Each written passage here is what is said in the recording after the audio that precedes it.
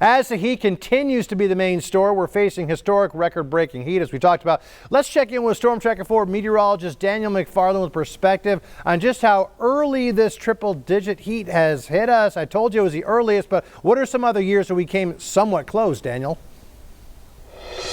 You know, Matt, we did see a lot of times in April us get this warm, but it's still underneath 10, as I'll show you here in just a second. But when we talk about how early this was, it was early by about a week, really shattering that old record.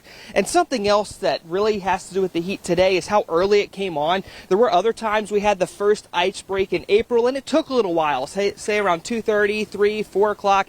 Having it this early in the day at around 1:09 is also noteworthy as well. And tomorrow also having potential to be over 100 is also noteworthy. But as I mentioned, let's go ahead and show you the top 10 earliest days that we did manage to reach 100 degrees. As you can see right here, these are the 10, not including today. You had April 19th back in 1989 being the last one that was this early because of a very similar heat wave. Something noteworthy about 89 is that we had more than 95 100-degree days. There's also 2022, 2023 on here. A lot of recent years as well, which is also going to be noteworthy. Now, something else to point out when it comes to these kind of numbers is whenever we start off this early, we do tend to see a lot more 100-degree days. We will eventually back off next week and not have nearly as many 100-degree days. We might only have 2, maybe 3 by the end of the month. And as we get closer towards May, things are really going to begin to heat on up, and that could potentially spill on over into times like September and October.